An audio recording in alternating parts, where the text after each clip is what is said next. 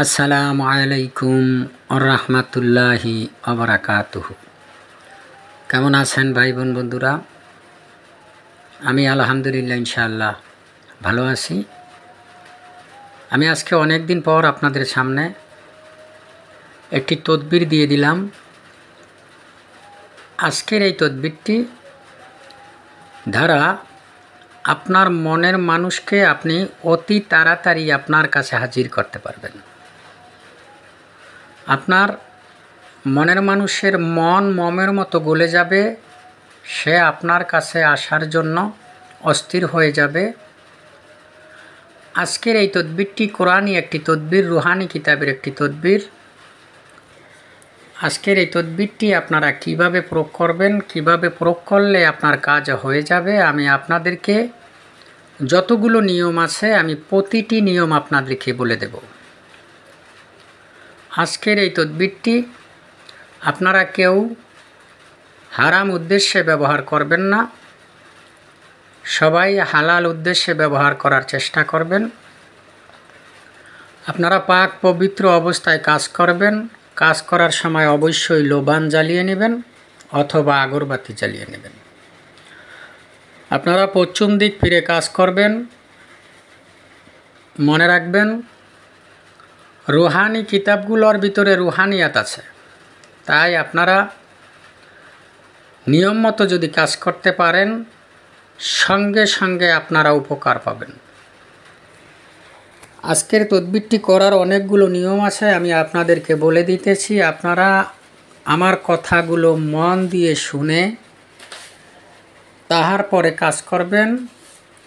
না শুনে না বুঝে উল্টাপুল্টা কাজ কেউ করবেন না। উল্টাপাল্টা কাজ করলে আপনার কাজ নাও হতে পারে, তাই আপনারা নিয়ম মতো কাজগুলো করবেন। আমি যেইভাবে বলি ঠিক সেইভাবে। 1 নাম্বার নিয়ম, আপনি একটি সাদা মোমবাতি নেবেন। এশারের নামাজের পর এশারের নামাজ আদায় করে 11 বার দুরূদ শরীফ পরে পশ্চিম দিক ফিরে বসে মোমবাতি আপনার সামনে রাখবেন। ওই মোমবাতির উপরে এই দোয়াটা আপনারা 111 বার পরে ফু দিবেন। একবার পরে ফু দিবেন, বলবেন অমুকের কন্যা অমুককে। যদি ছেলেরা করেন তাহলে বলবেন অমুকের কন্যা অমুককে, অমুকের পুত্র অমুকের কাছে হাজির করিয়ে দাও। আর যদি মেয়েরা করেন তাহলে বলবেন অমুকের পুত্র অমুককে, অমুকের কন্যা অমুকের কাছে হাজির করিয়ে দাও।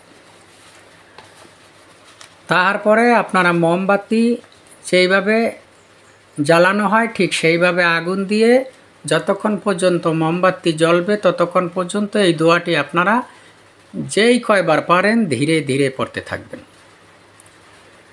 2 নম্বর নিয়ম হলো,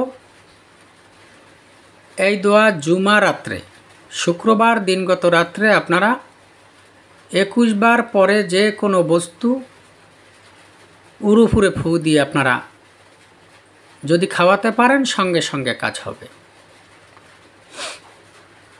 3 নম্বর নিয়ম হলো, শনিবার ফুলের উপরে এই দোয়াটি 7 বার পরে যদি আপনি আপনার মনের মানুষের হাতে দেন, সে আপনার জন্য বেকার হয়ে যাবে, উলমাদিনী হয়ে যাবে। এই দোয়া রবিবার রাত্রে পিপল ফলের উপরে আপনি 7 বার পরে ফু দিয়ে যদি আগুনে জ্বালান, সে আপনার জন্য পাগলপাড়া হয়ে যাবে, বেকার হয়ে যাবে, অস্থির হয়ে যাবে। এই দোয়া 25 বার পরে লবণের উপরে ফু দিয়ে যদি আপনি আপনার মনের মানুষকে খাওয়ান তাহলে সে অস্থির হয়ে যাবে, আপনার প্রেমে পড়ে যাবে, পাগলপাড়া হয়ে যাবে আপনার জন্য। এই দোয়া 7 বার পরে যদি আপনি আপনার মনের মানুষের গায়ের কাপড়ের উপরে ফু দেন তাহলেও সে আপনার প্রেমে অস্থির হয়ে যাবে। এই দোয়া 40 বার পরে পানিতে ফু দিয়ে ওই পানি ধারা আপনার মুখ ধৌত করে যদি তাহার সাথে দেখা করেন তাহলেও সে আপনার জন্য পাগল হয়ে যাবে। 9 নম্বরে সর্বশেষ, এই দোয়া 6 বার পরে যদি সুরমার উপরে ফু দিয়ে ওই সুরমা আপনার চোখে দিয়ে আপনি আপনার মনের মানুষের সাথে দেখা করেন, সে আপনার জন্য পাগলপারা হয়ে যাবে, অস্থির হয়ে যাবে। আমি 1 থেকে 9 নাম্বার পর্যন্ত সম্পূর্ণ নিয়ম আমি কিতাবের ভিতরে যেইভাবে পেয়েছি আপনাদেরকে বলে দিয়েছি। আপনারা নিয়মের বাহিরে কাজ করবেন না। যতবার পড়তে বলা হয়েছে প্রতিটা নিয়মে ততবার পড়বেন। অবশ্যই তার আগে 11 বার দুরূদ শরীফ পড়ে নেবেন, যেই কোনো দুরূদ শরীফ পড়ে নিতে পারেন। দুরূদ শরীফ পড়ে কাজ করবেন, ইনশাআল্লাহ আপনি সঙ্গে সঙ্গে উপকার পাবেন।